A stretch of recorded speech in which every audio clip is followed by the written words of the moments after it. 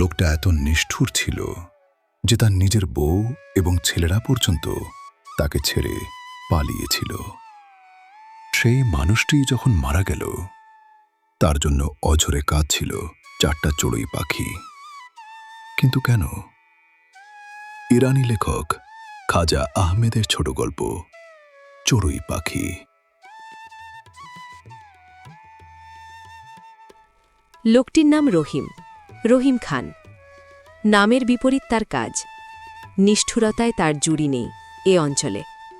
তার ভয়ে গ্রামটাও যেন কাঁপে। মানুষ বা পশু, কারো প্রতি বিন্দু মাত্র দরদ নেই তার। একদিন কর্মকারের ছেলেটা রহিম খানের বলদের লেজে কয়েকটা কাঁটা গাছ বেঁধে দিয়েছিল। ছেলেটাকে কি মারের চোটে যখন রক্তারক্তি অবস্থা, রহিম তখন ছেড়ে দিয়েছিল ছোড়াটাকে। গা শুদ্ধ বলাবলি করে। খোদার একটু ভয়ডর নেই দজ্জালটার। কচি বাচ্চাদের মারে যে, মুখ পশুগুলোকে যে পিটুনি দেয়, এমন পাথকের কপালে নির্ঘাত দোজকবাস আছে। তবে লোকের এসব বলাবলি সবকিছু রহিম খানের পেছনে অগোচরে। তারা সামনে কেউ খুলুক তো মুখ। বেচারা ছেলে একদিন শুধু বলেছিল, আহা, বাচ্চাদের এমন করে মারতে নেই আব্বা। আর যাবে কোথায়? রহিম ঝাঁপিয়ে পড়ে। ছেলে এমন মার খেল যে পাড়ার প্রতিটি লোকে চমকে উঠল। পাছে রহিম বিরক্ত হয়, তাই বন্ধুর কাছে কেউ সান্ত্বনা দিতেও খেসল না। গা শুদ্ধ সবাই বলাবলি করল, ও বেটার মাথা খারাপ হয়েছে, ওকে পাগলা গারদে পাঠাও। কিন্তু এসব কথাবার্তাও রহিম খানের পেছনে, নিভৃতে। সামনে কেউ কিছু বলতে সাহস পায় না। গ্রামের কেউ রহিম খানের সঙ্গে কথা বলে না। না বলুক, রহিমের তাতে বিন্দুমাত্র আসে যায় না। কাঁধের ওপর লাঙল নিয়ে সকালে সে মাঠে যায়। পথে কারো দেখা পেলে রহিম না দেয় সালাম, না করে কুশল জিজ্ঞাসা। 2টো বলদ তার। রহিম ওদের নাথু আর ছিদু বলে ডাকে। মাঠে পৌঁছে সে বলদ দুটোর সঙ্গে কথা শুরু করে হাল দিতে দিতে। হয়তো এক সময় চিৎকার করে ওঠে, এই শালা নাথু, সোজা লাইন ধর বলছি, তোর বাপ এসে চাষ দিয়ে যাবে রে হারামজাদা। এই ছিদু, তোর আবার কি হলো রে হারামি? হাতের পাচনটা দিয়ে তারপর রহিম দমাদম ছিদুনাথুকে পেটাতে থাকে। প্রহারে প্রহারে বলদ দুটো সারা পিঠে শুধু ক্ষতের চিহ্ন। সন্ধ্যায় ঘরে ফিরে বউ আর ছেলে দুটোকে নিয়ে রহিম খিস্তি শুরু করে। শাকসবজি বা ভাজাভুজিতে বউ লবণ দিতে ভুলে গেছে তো আর রক্ষা নেই।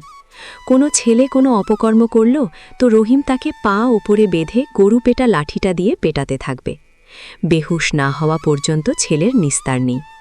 প্রতিদিন এমনি একটা না একটা কিছু ঘটবেই ওই বাড়িতে। প্রায় প্রতি রাত্রে বউ বাচ্চাদের ওপর গাল খিস্তি, মারধর, যন্ত্রণায় ওরা চিৎকার করতে থাকে। পাড়াপড়শিরা দেখে শুনেও কেউ আসে না।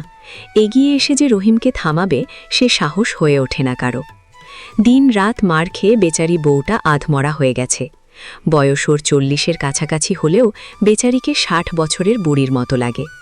বাচ্চারা যতদিন ছোট ছিল আচ্ছা মার খেয়েছে বাপের হাতে। বড় ছেলেটা যখন বাপের কোঠায়, একদিন কি কারণে বাপের হাতে একচোট বিষম মার খেল। মার খেয়ে সেই যে বাড়ি থেকে পালালো সেদিন আর ফেরেনি। কিছু দূরের এক গ্রামে ছেলেটার এক মামা থাকত। মামাই আশ্রয় দিল তাকে। বউ একদিন অনেক সাহস করে রহিমকে বলছিল, হিলামপুর যদি কখনো যাও, পায়ে পড়ি, নুরুকে ফিরিয়ে নিয়ে এসো। যেই না বলা, শয়তান যেন তড়াক করে রহিমের ওপর ভর করল। কি বললি? হারামজাদাকে আমি ফিরিয়ে আনতে যাব? রাগে কাঁপতে থাকে রহিম খান।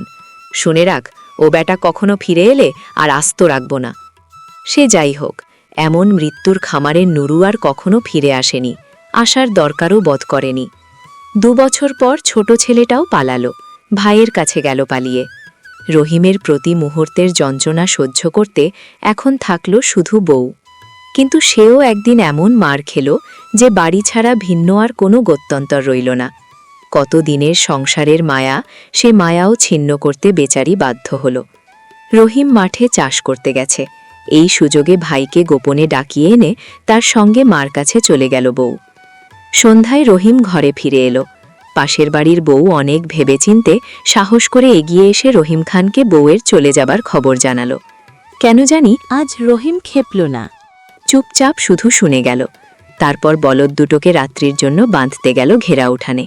সে নিশ্চিত জানে বউ আর কখনো তার কাছে ফিরে আসবে না। উঠোন থেকে রহিম ঘরে ফিরে এলো। নির্জন, নিস্তব্ধ। না, একেবারে শব্দহীন নয়, একটা বিড়াল ম্যাও ম্যাও করে চলেছে। লেজ ধরে বিড়ালটাকে ছুঁড়ে মারল রহিম। তারপর চুলোর কাছে গেল। ঠান্ডা চুলো। রাজ্যের আলসেমি বোধ করতে লাগল সে। চুলো ধরিয়ে নিজ হাতে রান্না করা তার হল না। পেটে কিছু না দিয়েই বিছানায় গড়িয়ে পড়ল রহিম। কিছুক্ষণ পর ঘুমে তলিয়ে গেল। সূর্য ওঠার অল্প পরেই তার ঘুম ভাঙল। আজ কাজে যাওয়ার তাড়াহুড়ো নেই। ছাগলগুলো দুধ দুয়ে পাই খেল সে। হুকোটা সাজিয়ে নিয়ে বসল বিছানায়। সূর্যের আলোয় ততক্ষণ ঘর ভরে গেছে। ঘরের কোনায় রহিম খান কতগুলো মাকড়সার জাল দেখতে পেল। ওগুলো সরানো দরকার। বাঁশের লাঠির আগায় কিছুটা ন্যাকড়া বেঁধে সে জাল ভাঙতে গেল। সিলিংয়ে এক চড়ুইয়ের বাসা হঠাৎ তার নজরে পড়ল। দুটো চড়ুই উড়ে একবার করে বাসায় ঢুকছে আর বেরোচ্ছে। এ বাসা ভাঙতে হবে। প্রথম প্রথম এমনি চিন্তায় রহিম থেমে গেল। একটা টুল নিয়ে এসে সে চড়ুইয়ের বাসায় উকি মারল। হৃষ্টপুষ্ট দুটো বাচ্চা ভিতরে কিচিরমিচির করছে, আর তাদের বাপমা মাথার ওপর উড়ে উড়ে তাদেরকে সম্ভাব্য আপদ বালাই থেকে রক্ষা করছে। বাসার থেকে হাত বাড়াতেই মাদি চড়ুই তার মাথায় ঝাপটা মারল সঙ্গে সঙ্গে। ভ্যাবা চাকা খেয়ে রহিম হেসে উঠল। নচ্ছার, আমার চোখ দুটো উপড়ে নিতে চাস? টুল থেকে নেমে পড়ল রহিম। বাসা ভাঙা হল না আর। পরের দিন থেকেই রহিম আবার মাঠের কাজে মন দিল। গ্রামের কেউ তার সঙ্গে কথা বলে না।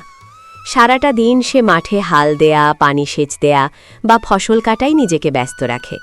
কিন্তু সূর্য ডোবার আগেই সে এখন ঘরে ফিরে যায়। হুকা ধরিয়ে বিছানায় শুয়ে শুয়ে চড়ুইগুলোর লাভঝাপ দেখতে থাকে নিবিষ্ট মনে। বাচ্চা দুটো এখন উড়তে শিখেছে। ছেলেদের নামে একটা বাচ্চাকে সে নুরু আর একটাকে বুন্দু বলে ডাকে। পৃথিবীতে এখন রহিমের বন্ধু বলতে 4টি চড়ুই। গ্রামের সবাই তাকে এড়িয়ে চলে সত্যি, কিন্তু হঠাৎ সবার খেয়ালে আসে আজকাল রহিম তার বলদ দুটোকে মারধর করে না। নাথু আর ছিদুও এখন ছাড়া পেয়ে খুব খুশি। ওদের পিঠের ওপরের ক্ষতগুলো প্রায় সেরে গেছে। একদিন সকালেই রহিম খান মাঠ থেকে ফিরছিল। রাস্তায় কতগুলো ছেলে খেলায় মত্ত। রহিমকে দেখেই ওরা জুতা টুতা ফেলে ভো দৌড়। রহিম পেছনে পেছনে দৌড়ে চেঁচিয়ে উঠল, আরে শোন শোন, পালাস নে, মারব না তোদের, শোন। কে শোনে জালিমের কথা? আকাশ মেঘাচ্ছন্ন হয়ে উঠেছে, শিগগিরই হয়তো বৃষ্টি নামবে। বাড়ির দিকে রহিম জোরে পা চালাল। বলদ দুটোকে উঠোনে বেঁধেছে মাত্র অমনি শোঁ শোঁ ঝড় উঠল। ঘরে ঢুকে দরজা বন্ধ করে দিল রহিম খান। বাতিটি জ্বালালো প্রতিদিনের মতো। আজও সে কয়েক টুকরো রুটি চড়ুইগুলোর কাছাকাছি একটি কুলুঙ্গিতে রেখে ডাকতে লাগল, কইরে নুরু, কইরে বন্ধু। আজ নুরু বন্ধু বাইরে এলো না। ব্যাপার দেখতে রহিম চড়ুইয়ের বাসায় উকি দিল। দেখল 4টা চড়ুই ডানায় মাথা গুঁজে জড়াজড়ি করে বসে আছে। সিলিংয়ের এক ছিদ্র দিয়ে আসা ফোঁটা ফোঁটা পানি বাসাটা ভিজিয়ে ফেলেছে। এমনভাবে পানির ফোঁটা পড়তে থাকলে বাসাটা পয়মাল হয়ে যাবে। বেচারাদের তখন মাথা গুজবার ঠাঁই থাকবে না। বৃষ্টি মাথায় রহিম দেয়ালে মই লাগিয়ে চালে উঠল। চালের বৃষ্টি চোয়ানো ছিদ্রটা বন্ধ করতে বেশ সময় নিল। আর ততক্ষণে সে নিজে ভিজে একাকার, ঠকঠক করে কাঁপছে ঠান্ডায়। ঘরে এসে বিছানায় বসতে না বসতেই হঠাৎ হাঁচির তোড় শুরু হল। রহিম খান থোড়াই তোয়াক্কা করে এই হাঁচির। পরদিন সকালে কিন্তু ঘুম থেকে জেগে উঠতে পারল না সে। জ্বরে তার শরীর পুড়ে যাচ্ছে। আশেপাশে কেউ নেই যে তার ওষুধ এনে দেবে। এমনিভাবে 2 দিন কেটে গেল। 2 দিন রহিম খানকে মাঠে যেতে না দেখে গ্রামবাসীরা কৌতূহল বোধ করল। চৌকিদার কয়েকজন চাষিকে সঙ্গে নিয়ে ওর ঘরে ঢুকল। বিছানায় শুয়ে রহিম আপন মনে বিড়বিড় করছে, ওরে বন্ধু নুরু, কোথায় গেলি তোরা? কে তোদের আজ খাবার দেবে? কেউ নাই রে। 4টা চড়ুই তখন সিলিংয়ের কাছে উড়ে ঘুরঘুর করছে। কালু অর্থপূর্ণ মাথা নেড়ে বলল, লোকটা পাগলই হয়ে গেল শেষে। 7 সকালেই কাল হাসপাতালে খবর পাঠাতে হবে। ওরা এসে মনে হলে না হয় পাগলাগার দিয়ে নিয়ে যাবে। পরদিন গায়ের লোক হাসপাতালের এক কর্মচারীকে নিয়ে যখন রহিমের ঘরে ঢুকল, রহিম তখন বেঁচে নেই। ঘরের ভিতর চঞ্চল 4টা চড়ুই শুধু ঘুরঘুর করে উঠছে।